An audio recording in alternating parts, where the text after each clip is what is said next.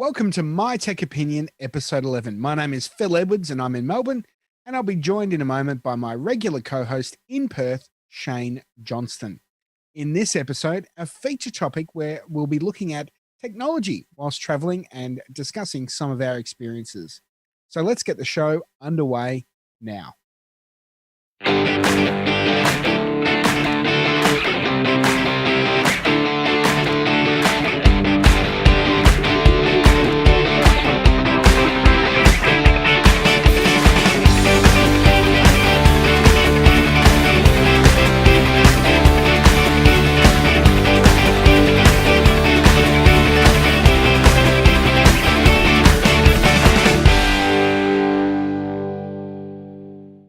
Welcome to My Tech Opinion, episode 11. My name is Phil Edwards and I'm in Melbourne, as I mentioned before. And I am joined by my regular co-host in Perth, Shayne Johnston. G'day, Shayne. How are you? Good, Phil. Yourself? Good. Going very well, actually. It's all good. Before we get into it, though, I wanted to mention, I should say, that My Tech Opinion is brought to you by Aussie Tech Heads Web Hosting. For great hosting plans and support, visit athwebhosting.com.au. For those who haven't caught the show before, My Tech Opinion is a show that looks at a feature topic each episode. And it won't be just us. Where possible, we'll also have guests to take part and lend their expertise to our discussion of the feature topic. That said, this week's feature topic, or this episode's feature topic, is looking at technology whilst traveling and some of our thoughts and tips for those out there. So we'll get into that in a minute. Anyway, what's been happening since our last episode, Shayne?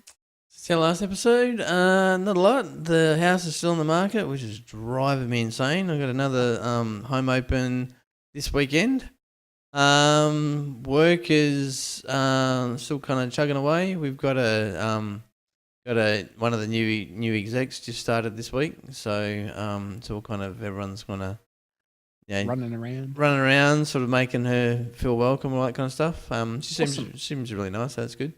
And what else is happening? Still haven't finalised the holiday at the end of the year with the AFL. I've just got to bite the bullet and get the ticket. Actually, quick question about that. Sure. One of the packages is the front bar package. Now, do you think they're referring to the bar where you get a drink, or do you think they're referring to the front bar, the TV show? It'll be a bar where you get the drink, I think. They generally have like special marquees set up outside the MCG. Yeah. Like there's the September Club and there's a few other things where you get access into as part of your package ticket. Okay. That's how they justify charging you a fortune. Yeah, $1,500. Yep. Oh, well. What they do. Anyway, how you been? Yeah, not too bad. We talked previously about building houses, and I've been sort of doing a bit of planning on that. I've been patiently waiting for the NBN to be connected, and I found out yesterday that my ready for service date has been pushed back another week. So I shall be waiting to see what happens with that.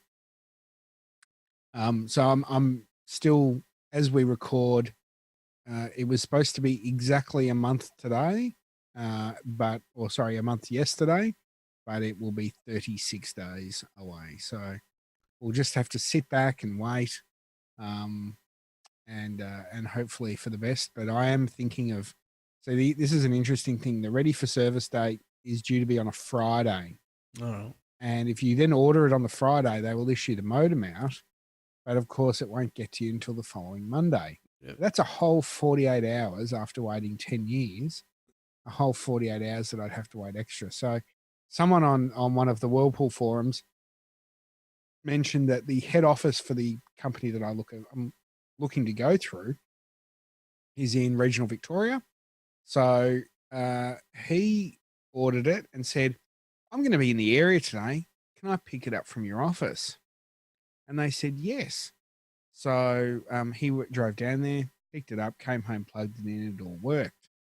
So I'm thinking of doing the same thing because I just can't wait those extra 2 days. Isn't it Warrnambool? Is that right? No, the Morwell, which Morwell. is Gippsland Latrobe Valley. So it's about a 2-hour drive from my house. So we'll just see what happens. I'll decide as we get closer. All right. But So the good thing is, though, there's people in my wider suburb who have been connected on fibre to the curb, because we've talked about that before. And the experience that they're having in terms of connecting to the service has been basically all bar one person has basically been flawless. And that person who's had an issue, it's not to do necessarily so much with the equipment.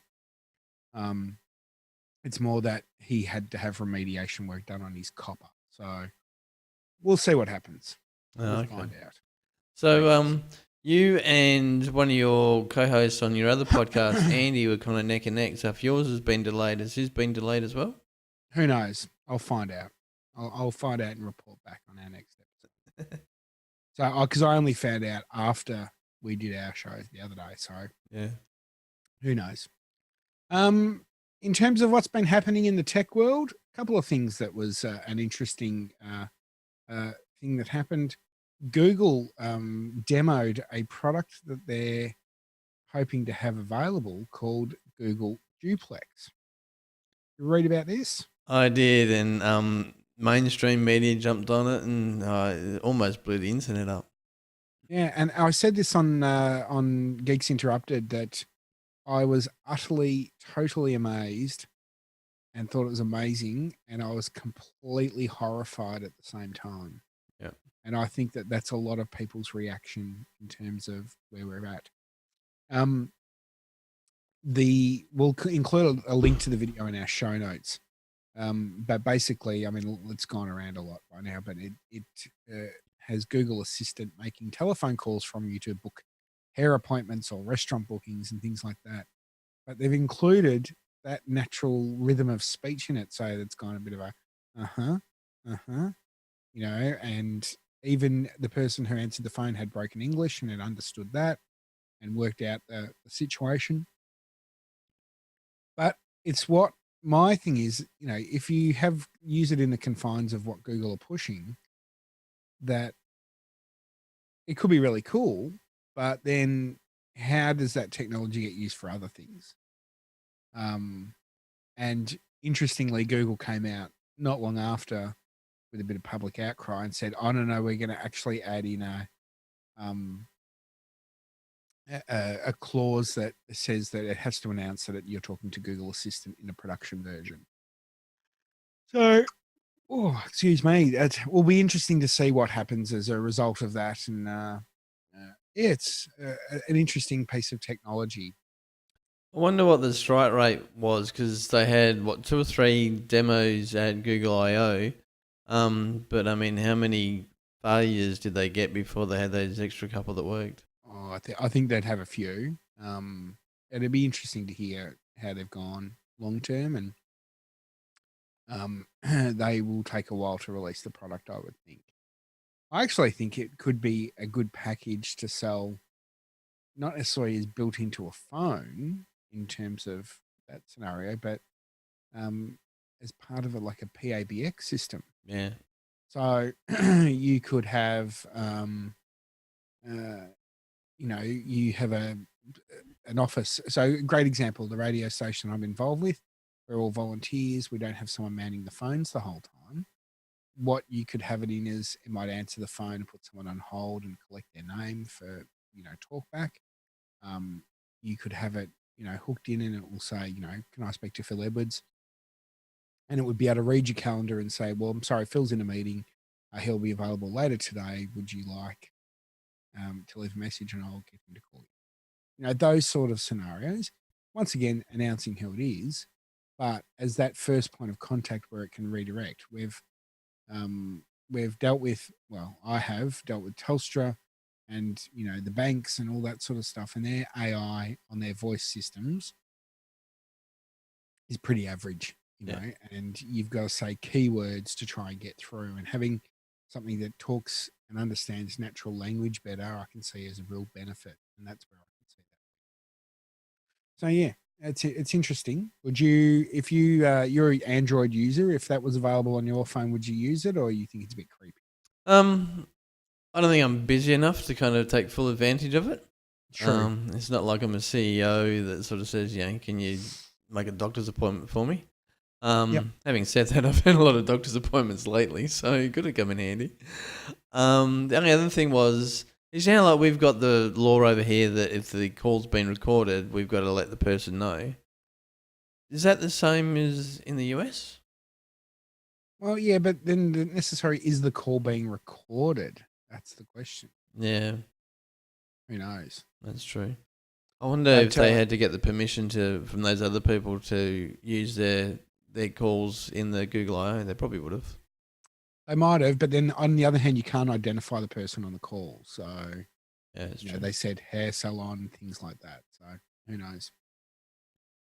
It'll be interesting times ahead, and I think that the backlash that Google experienced as part of that is a bit of a concern. And the other thing is the disconnect, I think, between what tech can do and what it should do is quite alarming as well. Yeah.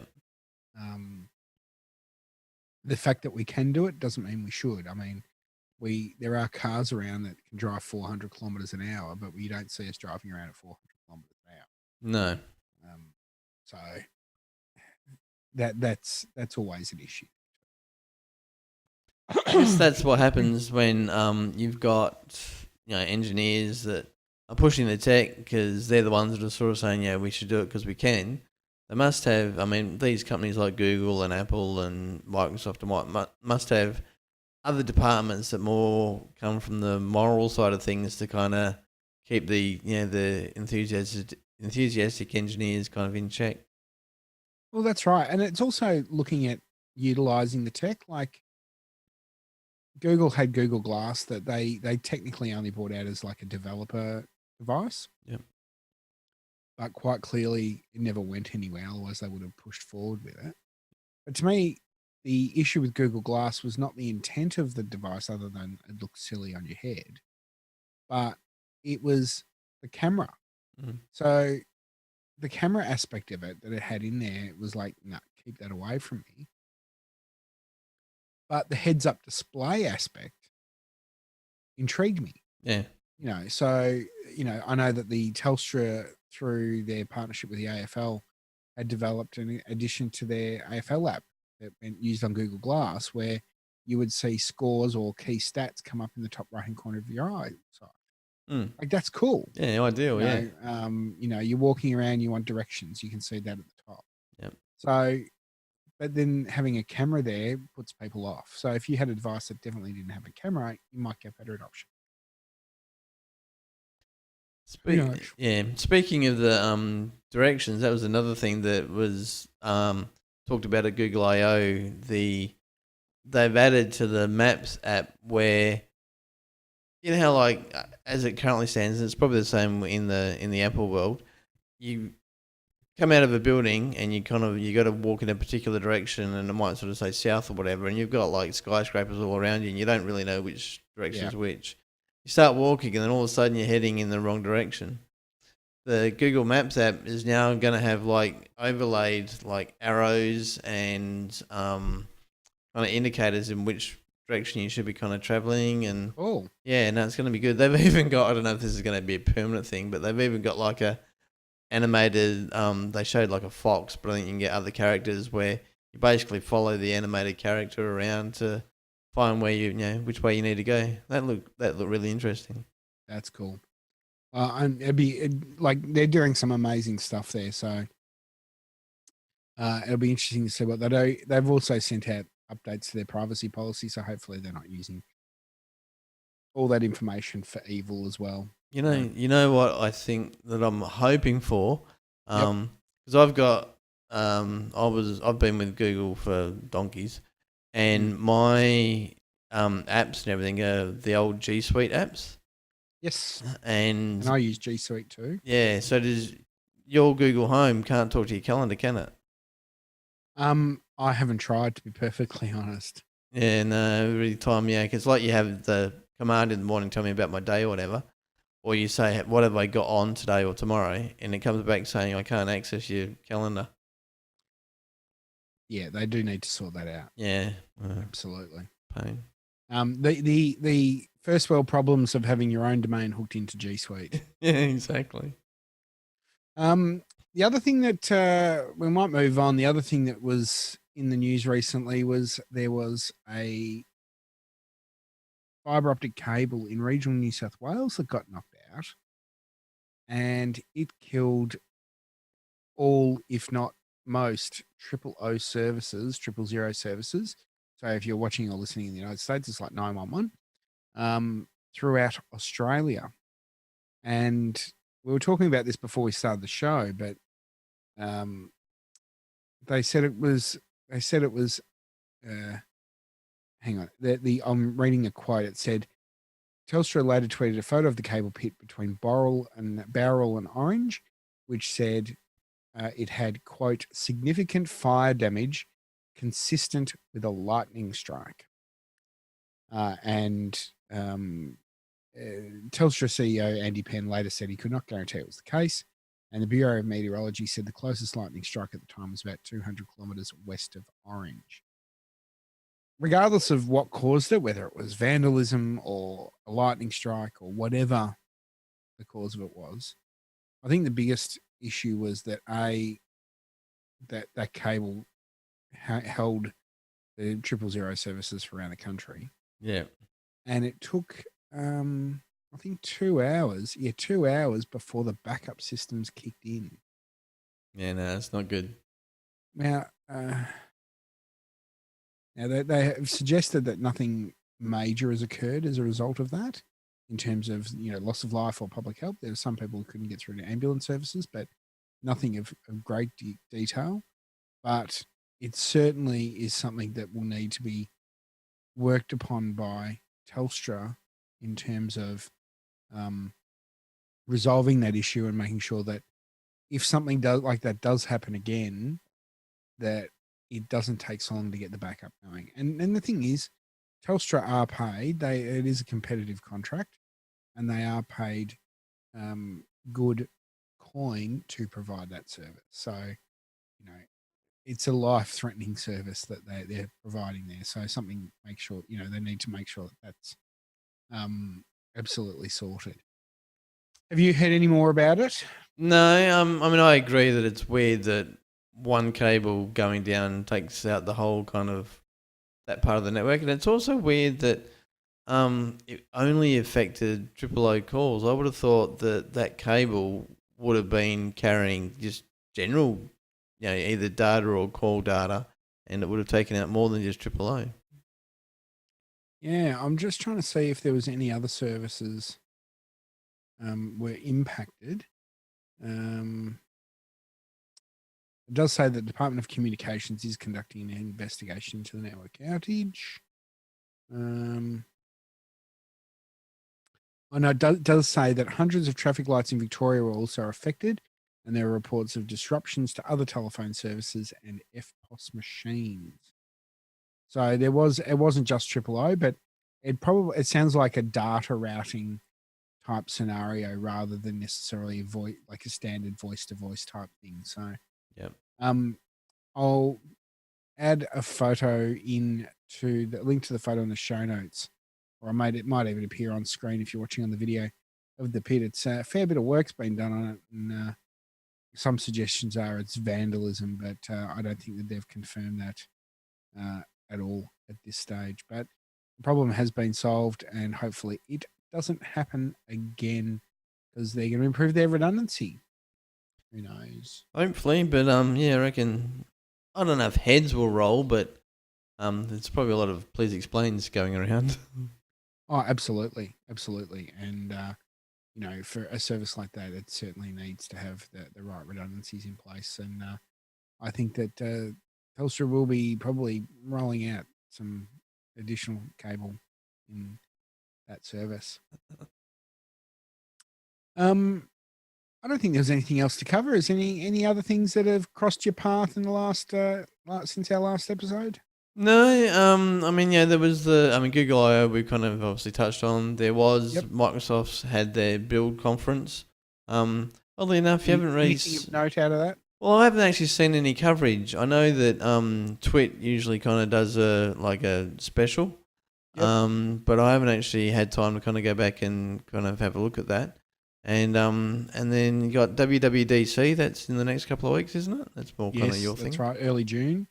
So we'll it'll be an interesting one. They've sort of gone off announcing hardware at WWDC. And unless it's a pro based hardware, so they might announce a new Mac Pro, but whether they do or not, who knows? Yep. But they will announce iOS 11 or 12, whatever we're up to, which will then come out when the new iPhone comes out in September. So I'll be interesting to see. You know, the mobile OS is a fairly mature market at the moment, so it'll be interesting to see what they come up with. You know, the Android release this year didn't have anything mind blowing, game changing. I don't expect iOS 11 to do the same thing. So No, it'll be interesting to see what happens. no. You don't have any Windows machines, do you? No, I do now. I have I have a Windows laptop that I bought last year that was a secondhand one just to stuff around on. Yep. And I may have started over, asking too much of it, and it shut itself down when I was doing some video stuff. Yeah. So I've now got an Intel NUC, which Oh. are a very nice machine. So, in fact, my video feed to you, or the audio feed, is via my Intel NUC. It is, I don't want to jinx it, but it is improved. There's no kind of latency or there's no sync issues by the look of it. So it'd be interesting to see what happens on the video. Yeah, and the other reason why I'm doing that is so I can have a dedicated machine just to provide that, rather than using it to do other things at the same time. So Yeah. and I just like having equipment in the house. You know, it's just another computer to add to the list. True. No, the only reason why I asked, or the main reason why I asked, is whether you had any experience with the new Windows 10 April update or whatever they're calling it. I probably do, and I just haven't utilized it yet. Yeah. So the one thing I'm actually very happy about, and I know that the NUC is designed to do this, whereas if I've been pushing my Mac, it's hard to explain, and I'm not going to turn the camera around now, but I have a desk behind the camera, and I have my iMac, and next to it I have a TV mounted on the wall, and I have been pushing the video from the iMac to the TV, so that I've got a line of sight going on there, and it was okay, and it was rendering all right, but I'm using the HDMI connection natively out of the NUC, and the TV is the main display for that. And the quality of the image coming out of it and some of the settings I've been able to tweak out of the Windows device has been really good. I'm really impressed. Yeah. Still getting, I haven't had an overload of exposure with Windows 10, because I don't use it at work. I sort of use it ad hoc. So I'm still learning some of the tweaks with Windows 10. So I'm surprised you don't use it at work. no. Well, we have standard operating environments, and building a SOE for production use in a government environment is a long and involved process. You guys still on Windows 7? Yes. Okay. And we only moved over to that 2 years ago. No. I mean, a bit more than that now. But yeah, we were very late off Windows XP. We'd used Windows XP for 10 years. Oh, wow. So, but there's a lot of, it's a lot of, because you've got a lot of business developed applications and things like that you need. There's thorough testing involved, and I developed one that had to do a bit of testing on before we could release it into the new environment. So, yeah, it's a lot of work, and it's also Windows 10 is an interesting beast because they sort of provide this full-featured OS, but then there's these, for volume license users, there's a few hidden versions. At the radio station, for example, I use Windows 10 on the day-to-day computers, and then on the production machines that are used in the studios, I use a version called Windows 10 LTSB, which I love because it's Windows 10, but it's stripped of all the crap. So you don't have Katana. You don't have. I don't think Edge is even installed default. Oh wow. It's a very stripped back. The downside to it is if you want to update it for security patches and things like that, it will. I think it will update security-ish patches, but if you want to do like the creator update or the April update or whatever it is, you actually have to reinstall a newer version of the operating system. You Okay. can't just upgrade. So there's pluses and minuses, but what it does is, particularly if you're in a business environment, it can give you some stable machines for mission critical applications. Yep. So yeah, it's an interesting little environment, Windows, and because Microsoft's trying to converge, but then they're trying to be everything to everyone. So it has its pitfalls, but it has its amazing possibilities. Fair enough. All right. Well, we might take a very quick break and we'll come back in a moment with our feature topic, which is travel tech. Is the quick way to put it. So you are watching and listening to My Tech Opinion. We'll be back in a moment.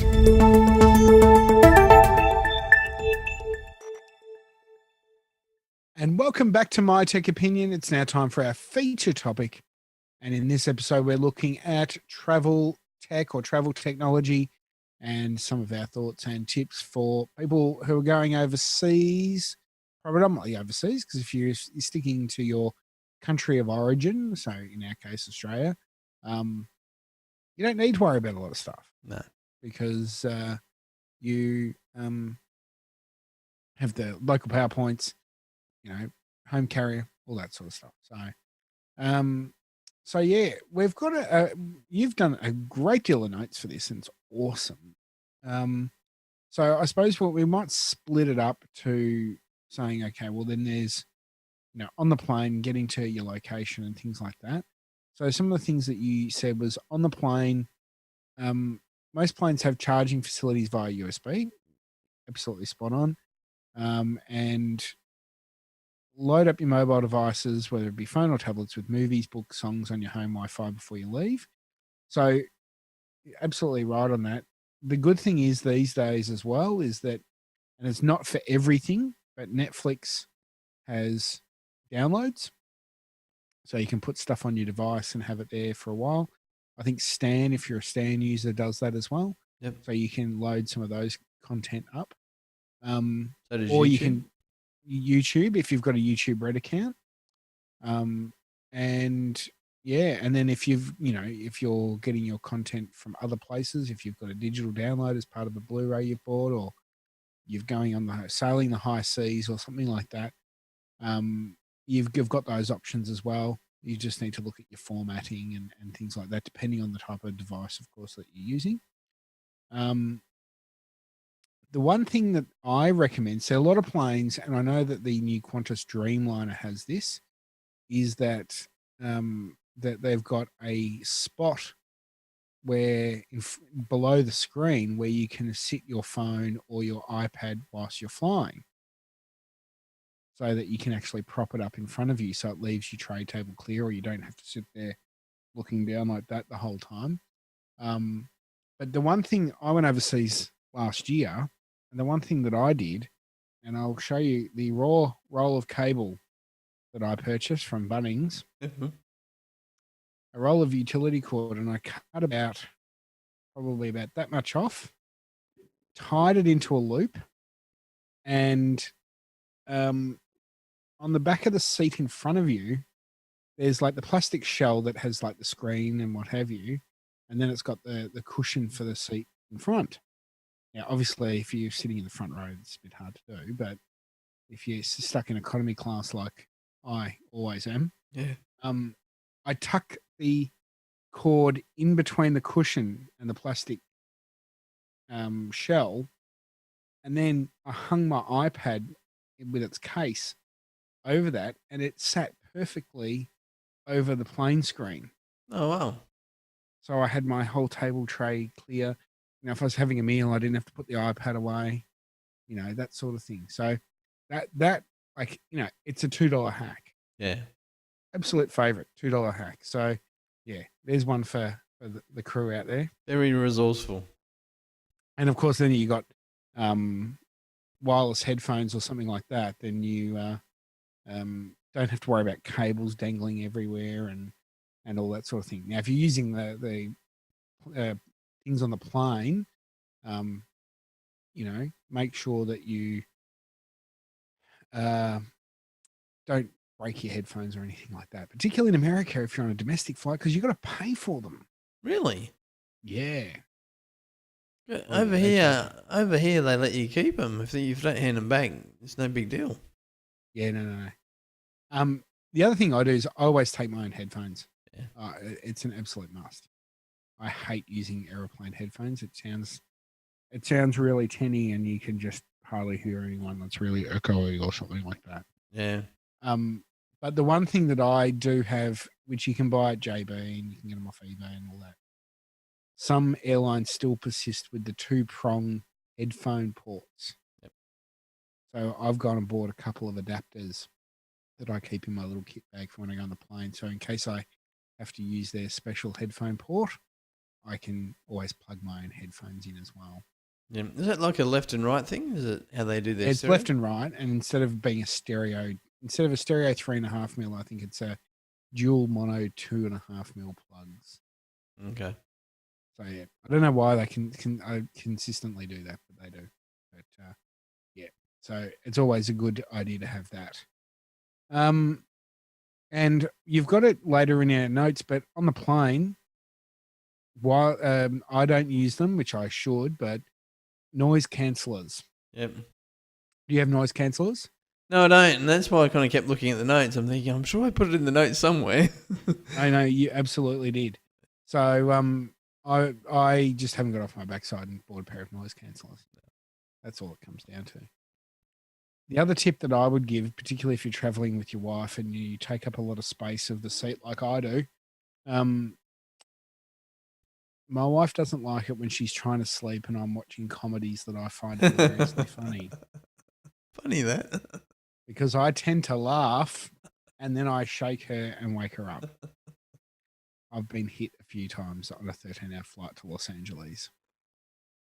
So yes. And the one that you also mentioned there, Shayne, was follow instructions regarding the use of mobile phones or mobile devices, as a failure to do so could result in a federal offence and being kicked off the plane. Yes. Unlikely, but, possible. Absolutely. Mainly it comes down to, like these days, particularly in Australia, I don't know about other parts of the world, you are allowed to use your device in airplane mode during takeoff and landing. Yep. That's only been in for a couple of years. Yeah. So, that makes it a bit easier than it used to be. But it's usually a phone or a tablet, not a laptop. The other thing I forgot to mention, and this kind of got me a little bit unstuck in my recent trip to the US, is depending on what mood Donald Trump is in at the time, he may or may not have banned carrying a laptop onto the actual plane with you, depending on which country you're from and all that kind of stuff. So yeah, I think if you're on direct flights from Australia, you're okay. If you're going from the Middle East, I think it's a bit of a pain in the neck. That said, interestingly, in Australia, there was a girl who, on a domestic flight, left her laptop in checked baggage, and it fell off the conveyor belt coming out of the plane, and the truck that takes them from the plane to the terminal ran over it. Oh. And the airline refused to pay her $3,000 worth of damages. Really? Basically, we'll replace the bag and the clothes, but not the laptop or the makeup, which shouldn't have been in there in the first place. Okay. Because So, I packed my laptop in the suitcase, because I went from Perth to Hong Kong across to San Fran.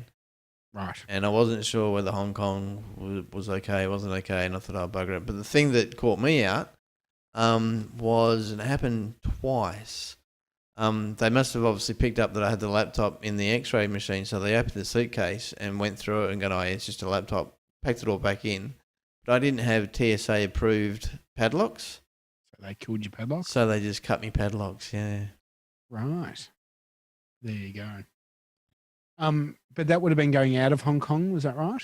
It happened. No, it was weird. It happened between San Fran and Orlando, and then on the way back between Orlando and San Francisco. Right. Yeah. I've got to the point, and it depends on what you're going for. So if doing a work trip or something like that, it's a bit harder. I try and not take a laptop anymore, Mm. because I just find it's a pain in the backside. And it's each to their own though, and it depends on what you're traveling for, and things like that. On my recent trip overseas, my wife took her laptop, but then I just took an iPad. But I bought and I don't have it with me right here. But I bought an iPad with a keyboard case. Yep. So it just made it a bit easier to travel. I mean, I got to the point where I think I was carrying. Glad that they never weighed my carry-on luggage. When I got to an airport, because I think my bag ended up weighing about 15 kilos, because it was digital SLR, snapshot camera, iPad, all the cables to go with it, headphones, and then plus anything else that you want to add in, a book or something like that. So, Yeah. yeah, I just iPad. That's just the way I look at it. So, but that's just a personal opinion. Obviously, if you're traveling for work, it's a bit harder because you might need to do a lot more work. So, but that said, Microsoft are doing really well with mobile apps for Office and things like that. So it's making it a bit easier than it used to be when you need those productivity software. Yeah. The other thing that you moved on to was at the hotel. Now, a lot of hotels these days, and I don't reckon they do it so much in Australia, Shane, but you would have found in America all the hotels have free Wi-Fi. Yep. Now, you've suggested use a VPN where possible, which I think is a great idea. Yep. Because obviously you're on a shared Wi-Fi. Hopefully, and someone could be spoofing a Wi-Fi SSID, so you might not be a legitimate one. They might try and capture your data and things like that.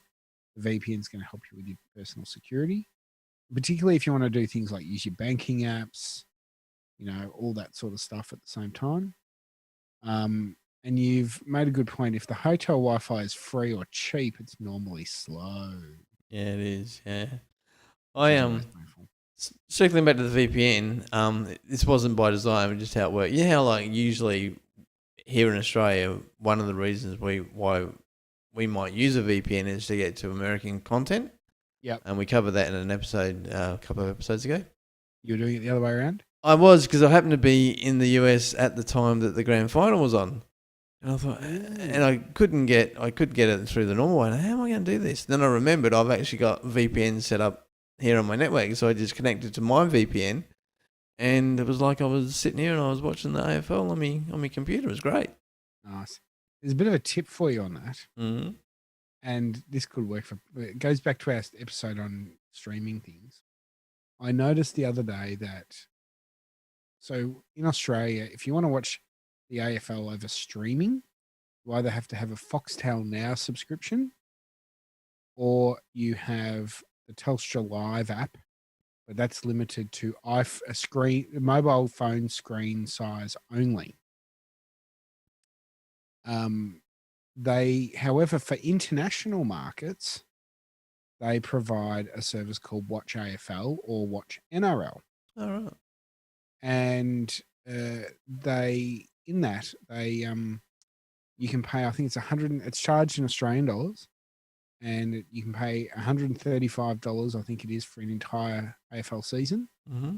And you can watch all AFL games live when you're outside of Australia. Now, they've brought out the apps for the Apple TV. Yep. So if you've got a DNS service or a VPN to get content from outside of Australia, guess what? That works the other way around as well. All right. So you may be breaking the terms and service. I don't think it's illegal. No.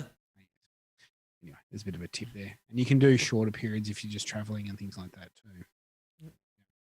Now, you talked about the hotel. You said remember to take the correct power adapters for the destination. And remember that other countries might have different voltages. Yes, absolutely. Have you got any devices that forgetting about the power adapter aspect, but did you have any devices that were not multi-voltage? No, and as I was writing that, it's probably not as relevant because most of the electronic equipment these days goes all the way from 110 to 240. Yep. The power adapter is a good one though. Yep. The two things that I take is I've since got onto, it was something I just bought from JB, a power up adapter, a travel power adapter pack that has multi heads on it. So you've got heads for the different countries, Oh yeah. and it has five or six USB ports on it. Oh right. So it can charge, a couple of, in our case, 2 Apple Watches, 2 phones, and an iPad, all off the one point. Yep. And then you've got, different, devices and things like that. And the other thing is that I also often take a power board with me. Yep. So that you don't have to go and buy 400 power adapters. No. You can just use one. Yep. The other thing was that, as my phone started to go off, the other thing was that they, so the power adapter situation. And the other good thing is these days, like I bought a new digital SLR to go overseas last year. And the one thing I noticed that Sony have done is that their power adapter or their battery charger has now changed to a USB plug. All right. So rather than having to use their specific power adapter, you can plug it into a USB. So it was another cable less I had to take. It was just micro USB, and I could plug it into that device. Yep. So there was that's one of the good things these days. And a lot of hotels in particular, and even cars, have the USB ports, as you said, on the plane, where you can charge your devices directly off that. And that's just a universal standard now, which is really, really good. Absolutely. The other one you mentioned, and we'll go into some of these in more detail in a moment, but you've said out and about, use a VPN where possible. Look for available Wi-Fi at places like Starbucks and McDonald's, and take extra batteries or a mobile charging pack, which are all good tips.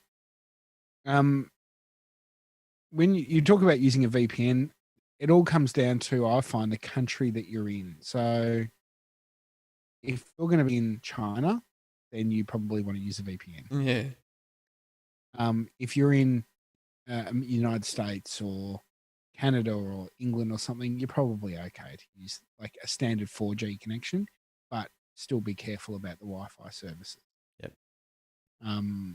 So yeah, and the charging pack I think is a great idea to save your battery if you need to have extra battery life. Because Google Maps are the best thing ever for traveling, and you don't want to be caught without Google Maps. No, and I was not so much the map side of thing, but when I was over in San Fran, it was just after the NFL game I went to. Yes. And obviously I was taking photos and all that kind of stuff, and my phone died before I had even a chance to organise an Uber on the way back to the hotel.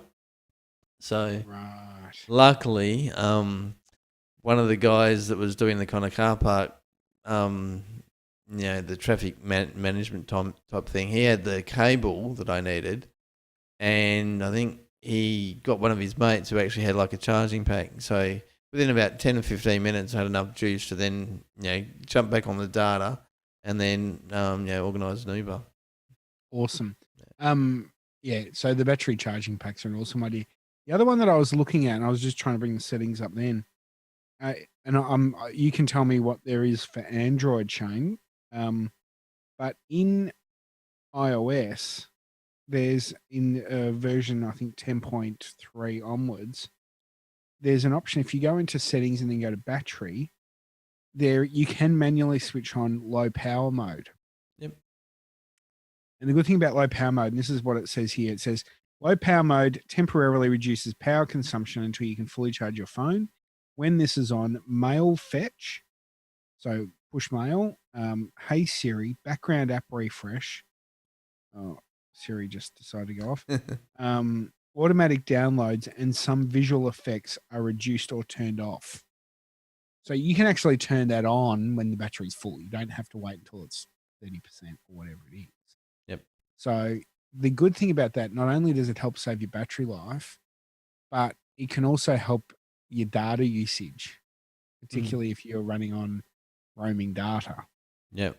I got caught I went overseas about 7 years ago, and we're in Europe, and we're only there for 10 or 12 days. And I was like, we were somewhere in Spain, and I'm like, oh, I just need to find out how we get here. And I turned the data on, got a map, turned it back off again. Did that a couple of times, a $400 extra bill. Yeah. Yeah, mine was similar. Right. But of course, so when I'd been to the US a few times after, I'd gone and bought local SIM cards.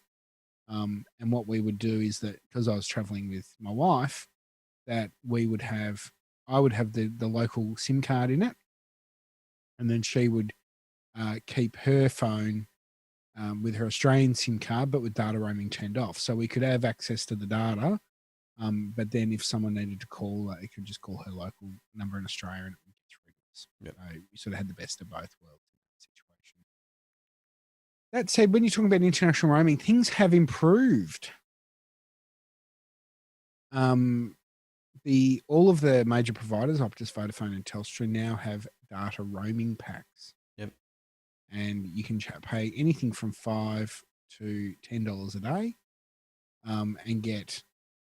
It varies depending on the provider, but you can get different access to their network. I think Vodafone, for the most part, and for the major countries they do it, you pay $5 a day, and you can use your data limits as you do when you're in Australia.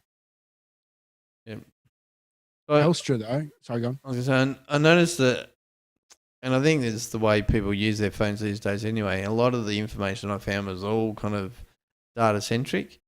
And I'm Yes. thinking, because I used to work for Telstra, as you know, and back then the information around international roaming was all about call charges and the fact that, and I'm assuming this is still the case, but with an international roaming call, you get charged for receiving a call as well as making a call. You get charged for even the amount, even if you don't answer the call, if it rings for like 30 seconds, you get charged for that.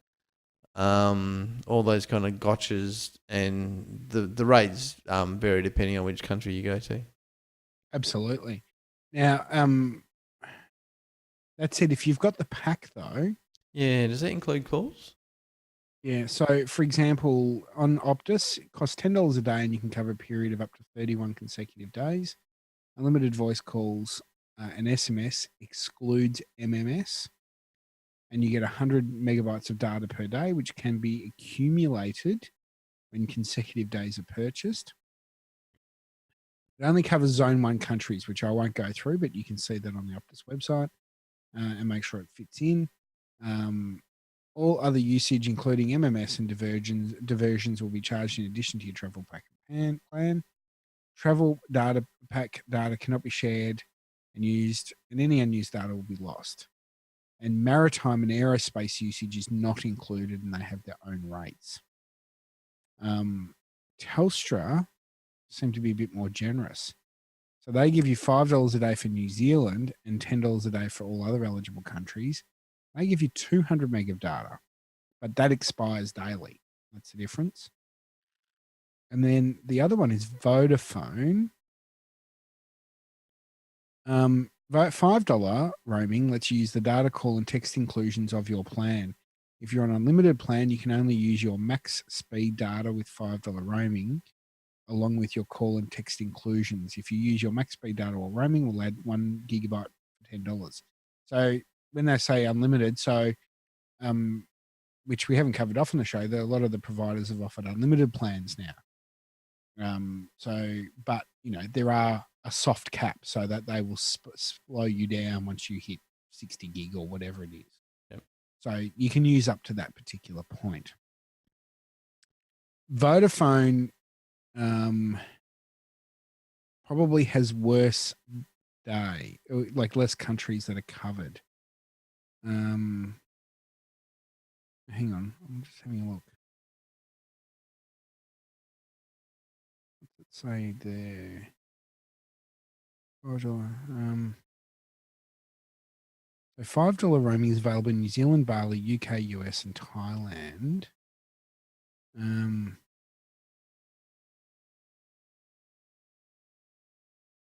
What's it saying there?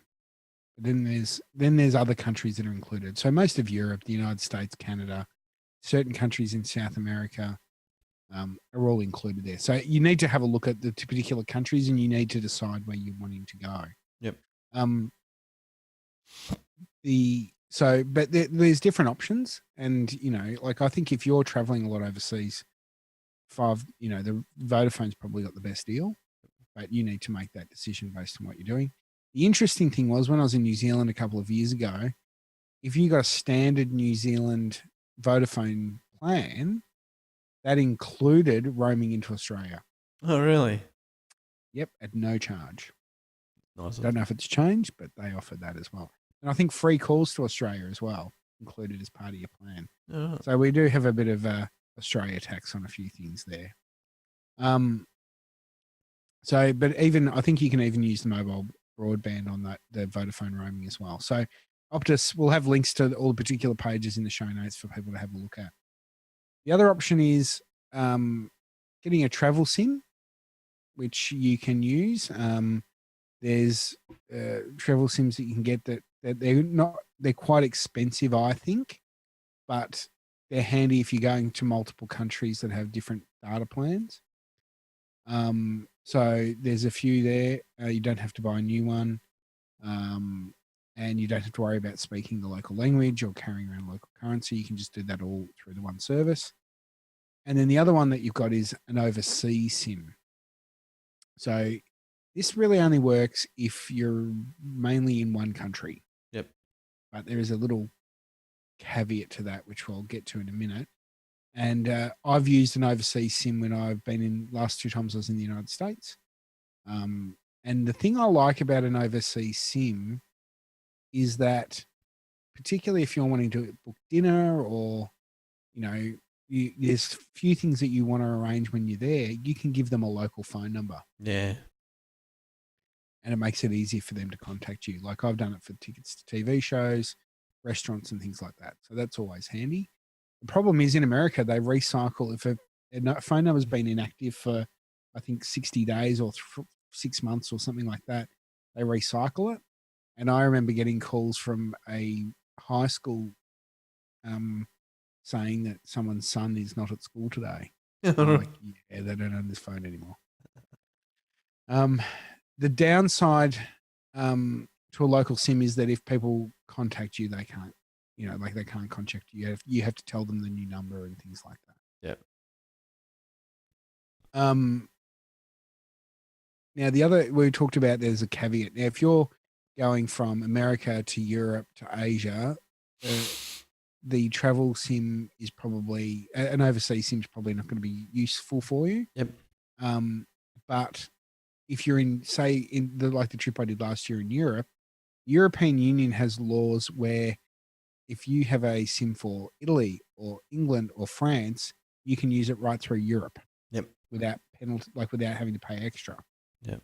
So I bought a UK SIM, traveled through France and Italy, and used the same right through. So that can be an option for you. I imagine that probably won't be an option once the UK jump out of the union. I'd say so. You're probably right there, but it'd be interesting to see what they do with that. Really, any of these options, you've just got to sit down and work out the sums. Yep. So we're in Europe for what are we saying? 25 days, I think it was. So 25 times, even at 5, would work out to be $125, and you're only getting smaller limits. Yeah. So and I think it was $10 a day with Telstra. Personally, I paid $50 and I had it for the whole time I was there. So I just did the overseas SIM whilst I was away. Yeah. Makes it worth it. Yeah, but like we've been sort of alluding to, it depends on where you're going, how long you're going for, what you're going for, Yep, and that'll govern which kind of option you run with. absolutely. The other thing is, if you're using an Android phone that could be potentially a dual SIM phone, that's always quite handy too, because you can sort of have the best of both worlds. Yep.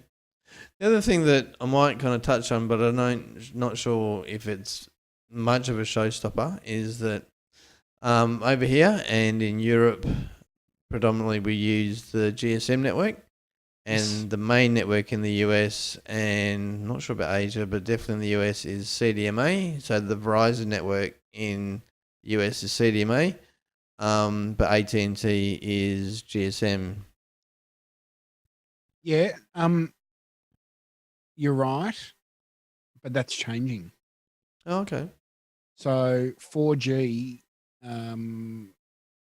is GSM, or the equivalent to. So if you get a Verizon 4G phone, it has a SIM card now. Right. Um, that said, you're right though. What you need to look at is, if you really want to delve into it, look into, you're going to, particularly if you're going to get a provider, you're going to get a SIM card for a provider. Look at what bands that they run on and make sure that your phone matches those bands. Yep. So I could get a Verizon SIM card, but if I roam out of an area that has 4G coverage and they've only got CDMA, my phone will stop working. Yeah. Whereas I find that sticking to AT&T is probably your best option. And then second one off that is T-Mobile. But things have changed a little bit since I was last there, because it was certainly what did I have? No, it was an iPhone 5. So yeah, it was, I think I went once with an iPhone 4 and then once with an iPhone 5. So you just need to have a look at what best suits you, particularly in America. Europe's pretty well, we're pretty well on European standards, so you should be fine. But there are some frequencies within that may or may not be compatible with your phone. It has got better over the years, though, I will say that, but it is certainly something valid to look at. Um, and look at the reviews of the networks that you're going to. I was using AT&T when I was in the US 5 years ago. Funnily enough, it was around the time they still had the exclusivity, or just for finishing the exclusivity with Apple for the iPhone. Mm-hmm. And I found that the best AT&T coverage I had anywhere was out the front of an Apple store. Oh, So yeah, quite bizarre. yeah. Um, the other thing is that there's some other apps that you can use for communicating with voice. FaceTime audio, WhatsApp, Facebook Messenger. You can do voice calls, and then of course there's the ubiquitous Skype. Mm-hmm. The thing that people need to remember is that they're all awesome and really good platform agnostic apps, but they do use data. Yeah. So if you are on a very tight data leash, be careful of that. Yeah. How I actually did it, I used Skype, and I actually got a Skype in-dial number. Cool. And I diverted my mobile number, my Australian mobile number, to that. So anyone who wanted to ring me could still ring my Australian mobile number. The Skype number I had was an Australian Skype number, so the diversion was just a normal diversion. And Awesome. and yeah, and then that kind of, and I think it was, and I actually haven't canned it. No, if you don't actually can the in-dial number, it just automatically rebills you every quarter, I think, and it worked out to be about $25 a quarter. So it's, I mean, that's fairly cheap. That's good. And did you use an international SIM card when you were in the US? No, I thought about it, but I couldn't find anywhere to kind of get them. I know I heard rumors that you can get them at places like 7-Elevens and all that kind of stuff, but I just never ran into one to worry about it. I never did anything with it, but I started setting up a business that sold SIM cards All right. to Europe and America, and it was I bought the domain Travel Geek. Oh, wow. Yep. But I never actually did anything with it. I was using a service called Go Red Pocket, and it was a virtual mobile network operator that was using the AT&T network, and I think it was like $40 a month for unlimited calls and texts.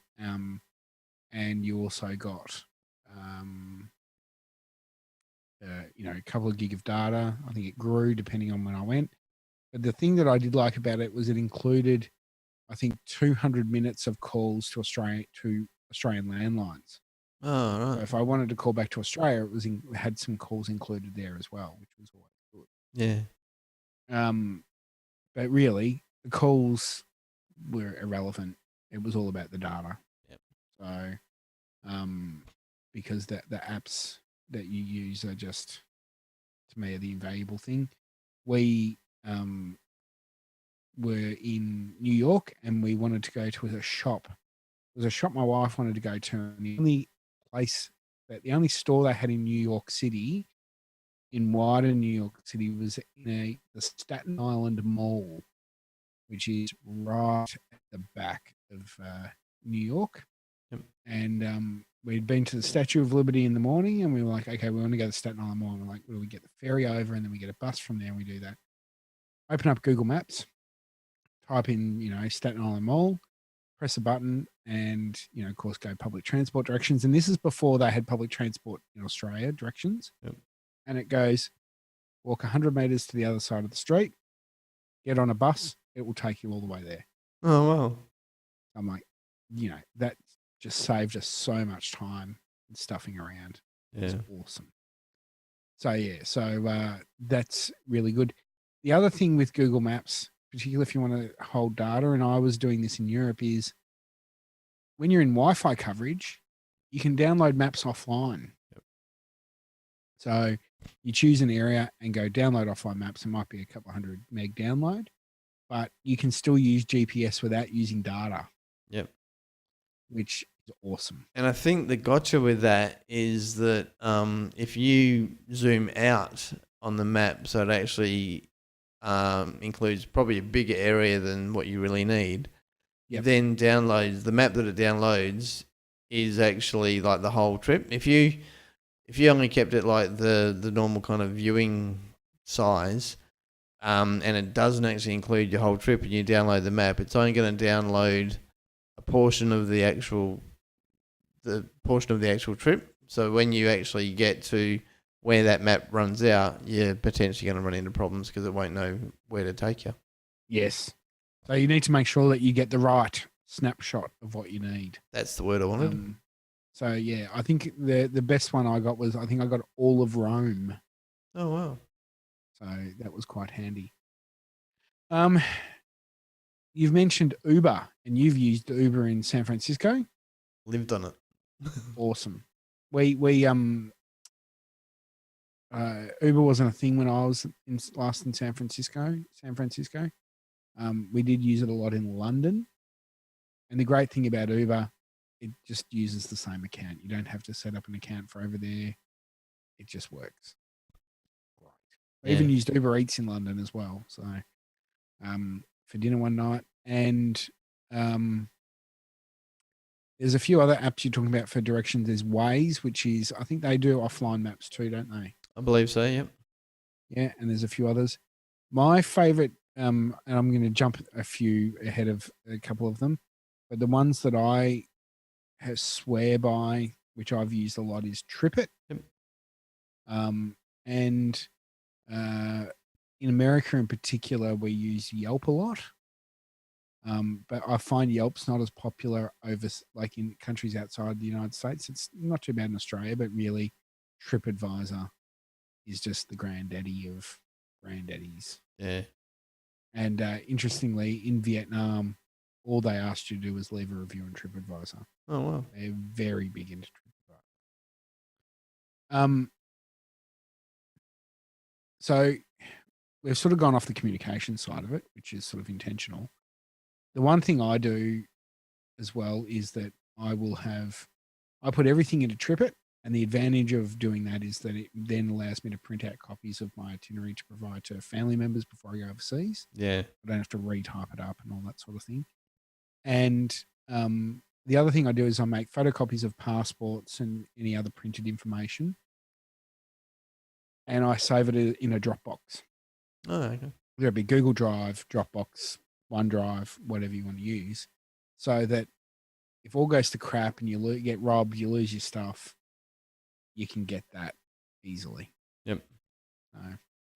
So, there was a few other apps mentioned there. What were the ones that you've used there, Shayne? I have used I've used Google Trips, which is probably an equivalent to TripIt, where Yes. it automatically picks up. Like if you get an email from the travel agent and it's all around itinerary, it kind of automatically puts it into your calendar, all that kind of thing. The only thing that I had trouble with the calendar was the kind of time differences. Okay. Especially when I was going from the West Coast to the East Coast, because it put it in the calendar. Unless I kind of manually moved it, it would put it in the calendar, I think, in the Perth time zone initially. Oh. So when I actually got to the destination, like say with the NFL game, which was a 6:30 game or something in the evening. Yep. Initially, it had it as a 6:30 evening game on whatever day for Perth time, but when I got to San Fran, it then had it like at 2:00 in the morning or some weird thing. Right. Then I worked out how to put it in the time zone for San Fran, but then the stuff that I had booked, like the next week when I was going to be in Orlando, that was out by 3 hours. Ah. Yeah, so it was a lot of mucking around. Yeah. I'm going to have a look at Google Trip, you said? Yeah, it's good. It's called Google Trips. Because I really like TripIt, but I found that you get the best out of it when you pay for the full paid subscription. Yeah. So The other thing, when I was using TripIt, I think I set it up for some weird reason using a work account, and then obviously when I kind of left there, it was just hard to kind of migrate across to a different account and all that other stuff. I'm just seeing if I can find.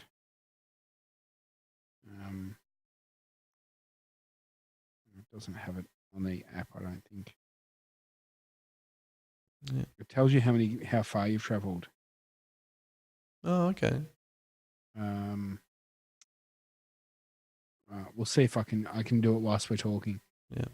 But yeah, that's a really good tip. So Google Trips. So yeah, I just read all off the others because Yeah. their names aren't kind of that obvious to what they do. Google Flights is a way of booking and seeing flight availability. Lounge Buddy is an app that kind of tells you where certain lounges are at airports. Cool. TripIt we've done. Gas Buddy is one that tells you where gas stations are. Road Tripper is another one that also tells you where gas stations are and other kind of highlights. Most of them said that they were kind of global, but I think they were more kind of US centric. AccuWeather, it's just a weather app. PackPoint, what was that? Oh, that was an app that helped you with packing stuff. So it had like lists of things that you should pack depending on where you're going and time of year and all that kind of stuff, so you didn't forget anything. Wi-Fi Map is another thing that kind of tells you where all the free Wi-Fi is for whatever city. WhatsApp is just a way of kind of communicating in a kind of an encrypted environment via chat. Yes. That's it. Yeah, no, there's some really good apps there. And it's coming down to looking at what you're doing. So the other one that I will also add into there as well is that I booked a lot of trains in Europe through a app called Loco2, which is also a website. But you can book. Sometimes you have to go to if you have to go to the train company in England, but then if you want to do something in France, you've got to go somewhere else. Where this can do everything in the one hit, which is really good. Going back to TripIt, I do have my travel stats. Right. So in the past 8 years, I've done a total of 113 days of travel, of over 9 trips, and a total of 158,614 kilometers. Oh. 43 cities and 11 countries. So there you go. There's shows how much money I've spent. Mind you, it was over what, 8 years, 9 years, something like that? Yeah, 8 years. Yeah. 7 years. So yeah, I mean, you can get a few flights get thrown into that, and there's a couple of I think trip to Bali this year wasn't included, but there's a few other little trips here and there that have been thrown in there as well. So Just on that, do you try and either stick with the same airline, so if you're part of their frequent flyer plan, or at least the same airline alliance? depends on the fare. Okay. So I am not adverse to flying anyone. I mean, I flew on Cathay Pacific to Europe last year, and that was because I got $1,100 return airfares to London. But going to America, I've only ever flown Qantas, but I would probably fly Virgin next time if the right price was there. But I'm a very price-based traveler. Yeah. So whatever pricing, the best pricing I can get, I'll usually travel at, because I plan a long way ahead in advance. So that's usually how I do it. So Fair enough. Do we want to cover the travel gadgets? Yes, travel gadgets. You've said portable charger, which we talked about before, so you can get a battery pack and things like that. Noise cancelling headphones, which are great for flights. And jet lag fighter. I haven't heard of this one. What's that? Basically, and the first time I saw it was on the news that I think the Socceroos were using it when they were going all over the place. But it's like a pair of sunnies, like a visor, and it shines, might be blue light into your eyes. And it's just a way of kind of combating jet lag. And the other thing back in the day when I used to be somewhat of an athlete, the part of the routine to kind of prepare for an overseas trip is, if it's possible, is to kind of get into that time zone before you leave, like a couple of days. So like if you're back in Australia, start living in the time zone that you're going to a couple of days before you actually leave. Yeah, and I can tell you, this was not by design. I did it, but not intentionally. Yeah. And it was the second time the first time, I mean, I've been to America a few times, but the first time I went with my wife, we had a wedding to go to the day before we left. Oh, wow. And we got to San Francisco, and I was completely and totally cactus. My wife was in Macy's shopping, and I'm sitting there on a couch next to the change rooms, and I'd fallen asleep. I've never had jet lag like it in my life. Anyway, we went back to America 12 months later, and we both, I think we're leaving on a Friday morning. We both worked on the Thursday, and my wife was trying to get some reports done. We had a 9:30 a.m. flight from Melbourne, and so we had to be at the airport at 7:30. And she didn't get home till 1 a.m. And I had been awake waiting and just doing final packing and things like that. And she got home and went, I'll have an hour's sleep. And I went, I'm not sleeping at all. I'm staying awake. Yeah, there was an advantage to that, was that we were both asleep before the plane even took off. I don't remember the safety announcement or anything. We did the 13.5-hour flight to Los Angeles, and then we did the additional 5-hour jump to New York, and got in at New York at 6 o'clock at night, of course.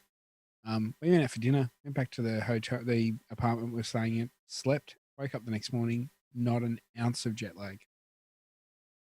It was sensational. Yeah. So the long way around is, I completely agree with the statement of getting in the time zone you're moving to. In 2013, we went to California. I'd been to Disneyland as a kid, but then I took the family, and I think it was the first stop in the trip. Yeah, we went to Anaheim for the first stop, and the intent was to go and see the fireworks and all that kind of stuff. And every night we were in bed by like 6 o'clock. We'd just either fallen asleep on the floor, and we missed it, unfortunately. When you go fly from Perth to the United States, do you have to hop via Melbourne, Sydney, Brisbane? Three? In 2013, we went that way. When I went last year, it worked out cheaper. A, to fly Cathay Pacific, which was odd because they're usually an expensive airline, and B, to go via Hong Kong. It was about $700. I saved about $700 on the airfares going via Hong Kong. Oh, yeah. Yeah, and it depends. I if I was going directly to New York, Hong Kong's a good option because you can go from Hong Kong direct to New York. So that's always handy as well. What does it go over the top? Like over the North Pole? Oh, right. Yeah. And my laptop battery just died, which is always good for the end of the episode. But we're nearly there anyway. So there was that. There was also, as I don't have notes to look at as we speak, which is always good when you're doing a podcast. I can rattle things off if you like. No, that's all good. What else did we have on there? So the other gadgets that I found were smartphone camera lenses, because smartphone cameras these days are fairly decent cameras. I mean, I've got an DSLR, you've got a DSLR. You said you've got like a point and shoot. Isn't there a saying that says that the best camera is the camera that you've got, or the camera that's on you, or something? Yes. So I'm weird. If I'm going out for dinner or something like that, I don't like carrying around my DSLR. Yep. Because sometimes you just want to go out without a bag and stuff like that. So I have the point and shoot strapped to my belt. Yeah. And then, so I'll switch between the two, and then there's phones for certain things and stuff like that. So it's always an amalgamation of 3 different cameras going together. The one thing I will say though, and I know it's got a big screen on it, but guess what, people? iPads are not cameras. I knew you were going to mention that. Oh my God. It is my pet hate in the world. We mentioned that in a previous episode. What were we talking about in that episode for it to come up? I don't know, but iPads are not cameras. Yeah. Stop lifting up iPads. And particularly now that the iPad mini's crap, that, you're probably going to buy a bigger one. It's not a camera. Get over it. Yeah. So, yeah. But it's, you've got to pack for where you're going. Really, if you want to pack as light as possible, your phone. Yep. That's the way to go. Yep. If you're happy to have the extra stuff, do that.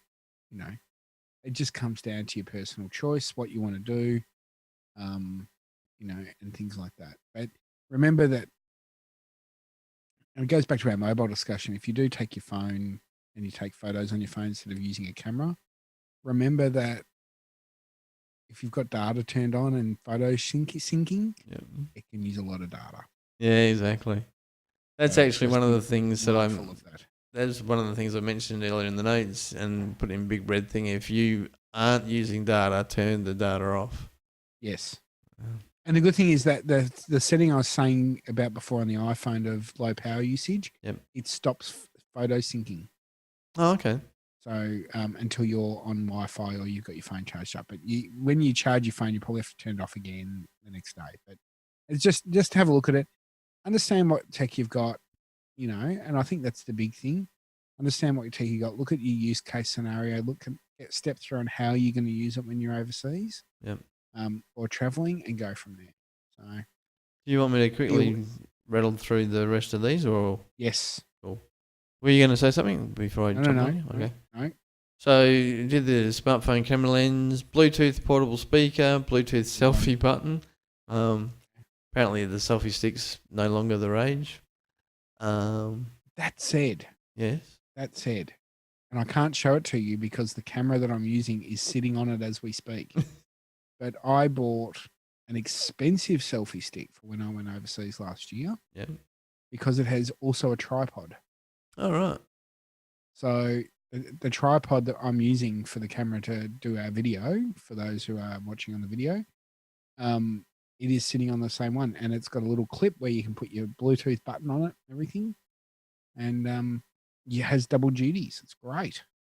Oh, okay. Costs like $50 instead of the 10 or $20 for the selfie stick, but it's worth looking at because the new phones, like the iPhone and increasingly the Google phones, they used to use the headphone port to do the shutter release. Yep.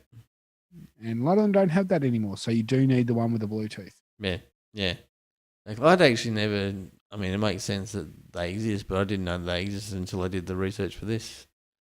So the last few things are water purifying wand. Yes. Especially if you're probably Bali. Yes, absolutely. I know, I agree with that. Or just drink bottled water. Yeah, that's true. And you're creating waste, of course, but yes. You get that. Travel tracker. So they're those things like little tags that you might put on your luggage or whatever that, or your bags or even your phones, keys, that kind of thing. And they usually come with an accompanying app of some sort, so you can kind of tiles and stuff like that. Yeah, and then the one that I think sponsors Twit is Tracker, and Tracker but without the E, so it's Track R. Yep, like Flickr. That's a good tip. Wireless router. So if for whatever reason the hotel doesn't have Wi-Fi or the Wi-Fi's crap, they might have a LAN point. Yes.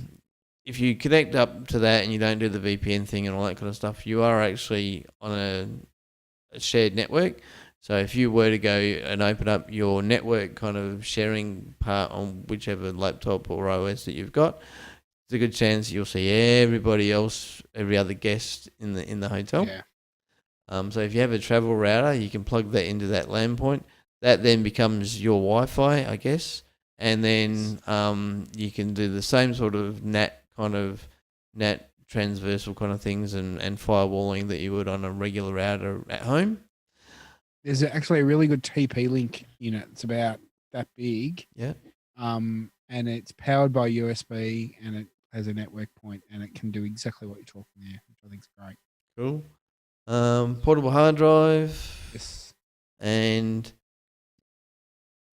this isn't the right kind of word, but I just got here signal jam device for things like wallets to prevent theft via Bluetooth and other wireless methods. Yeah, so they've got RFID blocking wallets and things like that, and that you can keep in your pocket and stop people from scanning it. And to me, it depends on where you're going to. Yeah.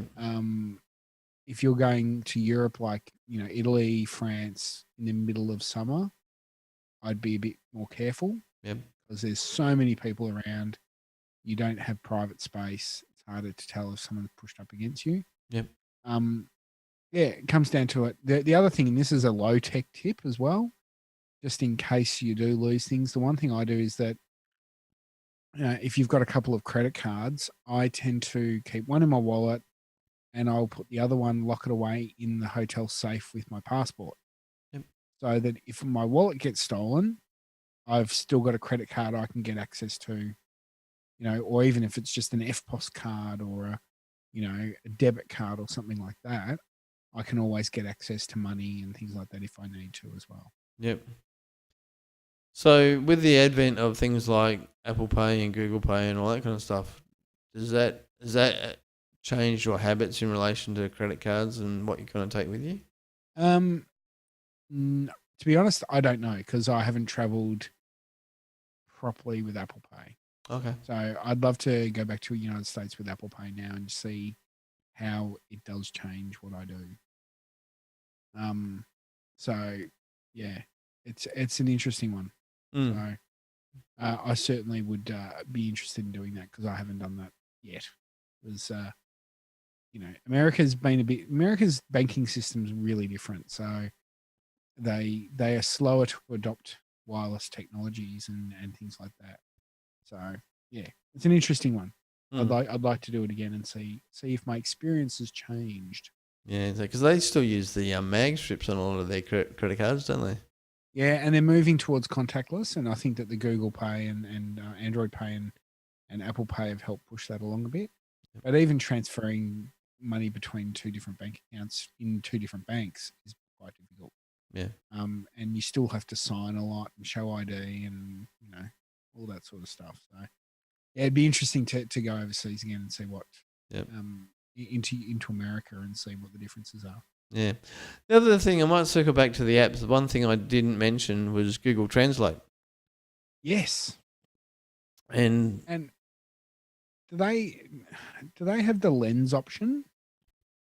Yeah, they do. Yeah, they do. And that was one of the other things that got mentioned at Google I/O was the new features in the lens and how the demos they did were kind of more fashion related. So they could sort of, you could take a picture of a top and then they might sort of say, these are the pants that kind of go with it. And but then you could also, one of the things they showed that got the crowd going. It's a little bit off topic, but you could take a picture of say a restaurant menu or something, and you could copy and paste from that picture into like another thing Cool. using Lens. And the other thing you could do is you could take a photo of a document and then convert it straight into a PDF using the Lens function. The well, yeah, and the other one is that Microsoft have also Office Scanner or something where you can do PDF conversions rather than just the copy and paste. There was an app that, and I think Google now have it, but there's an app I used many years ago where you could hold your camera up. It was like an augmented reality where it would detect the language that the text was written in and automatically translate it for you. That was It was WordLens or yeah, it was something like Google. I want to say it was Google Glass, but it wasn't. It was that. Google. I think it was an independent company that Google may have bought or something. Yeah, Google goggles or something like that. It was Yeah. the logo was like a 3D pair of sunnies. You know, the old style where Yes. one lens is red and blue and all that kind of stuff. I'll find the link to it and I'll put it in the show notes. So there's Yeah. no problem with all that. Yeah. So we might wrap up. I think the big thing that I took out of this discussion was, particularly when you're using public Wi-Fi, use a VPN. Yep. Now we've talked about VPNs in the past. Some of the VPNs just push you for geo blocking. Look at a decent VPN, whether it's back to your home base, whether it's a proper security-based VPN service. But as it goes with anything, security is the key, particularly when you access your bank accounts, private information, Dropbox, all that sort of stuff. There's no need to use public computers anymore. Would you agree with that?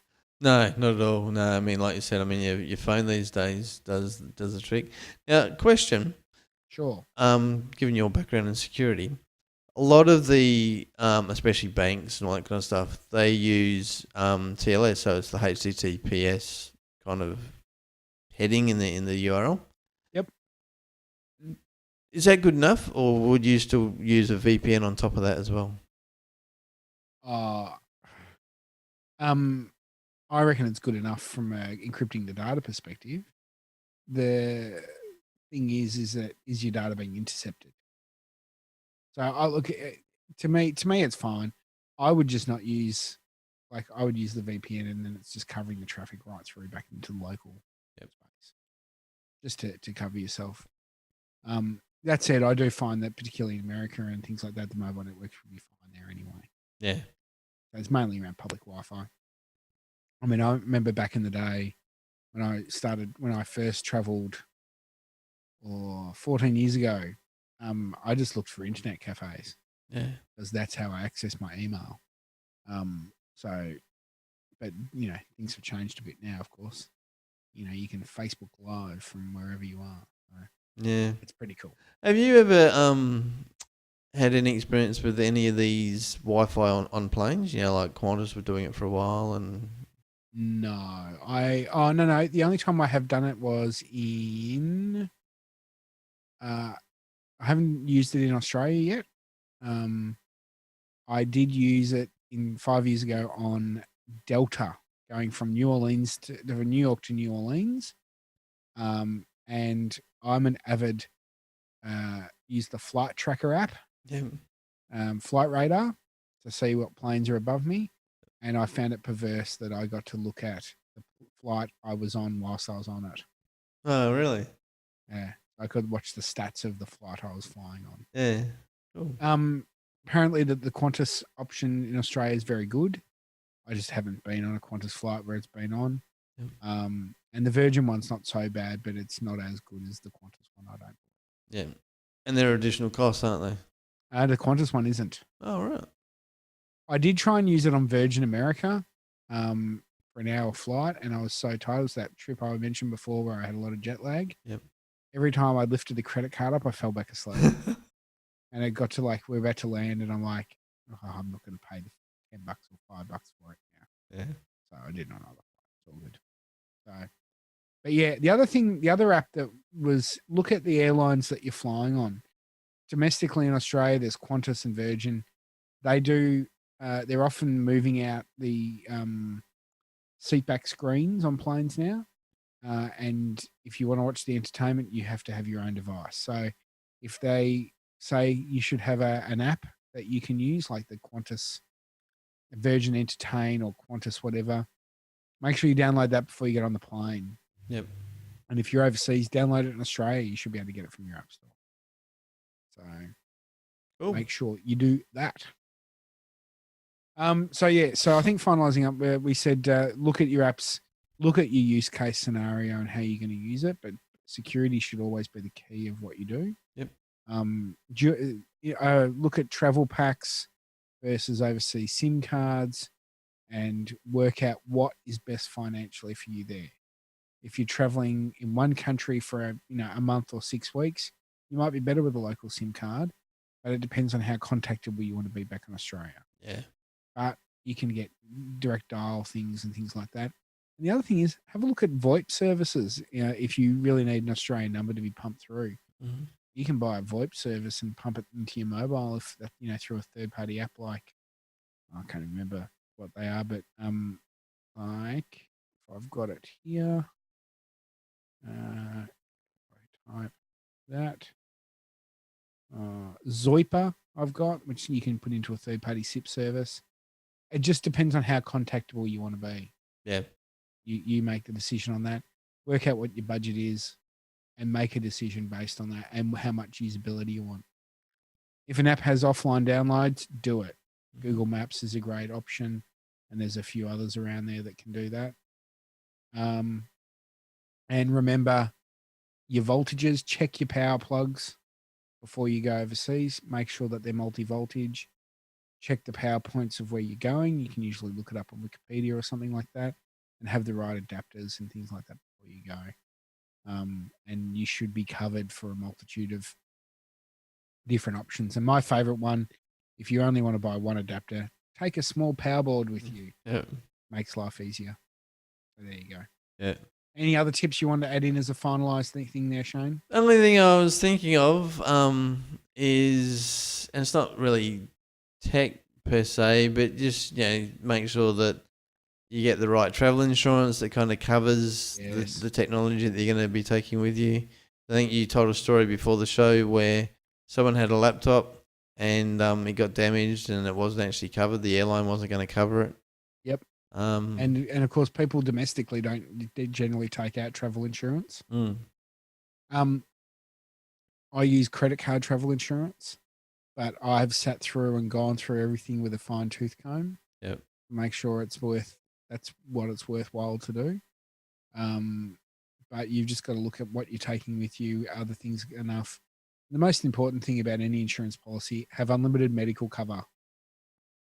That's the most important one, because if you get sick, you can risk a laptop worth $2,000. Yeah. If you go into a hospital in America, it could cost you a couple of $100,000. I always have issues with the travel insurance when it comes to the health side of things because I've got the pre-existing condition. Yes. And they won't cover it. And I think I even said to the travel agent last time because I was getting jack of it, and I said, because part of my conditions of it is a physical disability, so things like walking and balance and all that kind of stuff is it's not my strong point. And I said, so if I was walking along and a footpath and one of the paving stones was lifted or whatever, and I tripped over it like a regular person would, there's a good chance that the insurance company wouldn't pay for it because they'd try and tie it to my pre-existing condition because I've got crap balance and all that kind of stuff. And I was told, not directly, but the implication was, we probably would use that as a loophole not to cover it. Yeah. Yeah. To be honest, I don't know what else to add to that. Yeah.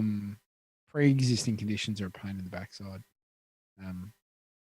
And just hope that it's an interesting one, and hopefully people never have to use travel insurance is a hope. No, exactly. I mean, I always get it and all that kind of stuff because mainly for the things that I'm taking with me, like the equipment and whatnot. And if like flights get cancelled or things get rained out or weather or whatever. And make sure you read the terms and conditions, because if you have a hire car and you leave the bag in the back seat of the car and it gets broken into, you're probably not covered. But if you've left it in the boot, it is. Mm. So, just keep an eye on that. If you've got any questions, though, about, or if you've got any suggestions for your own tips, send us an email, mytechopinion@prosumerit.com. If you're watching on the video, it's at the bottom of the screen. If not, you can listen to me say it again, mytechopinion@prosumerit.com. I think that covered that. If I could talk, Shayne, that about covers it for our travel tech topic. But I'm sure that there's things we've missed. So, as I said, send us an email. We'll cover it off as a follow up in a future episode, if you like. Yes. We might take a very, very short break, and we'll be back to say goodbye here on My Tech Opinion.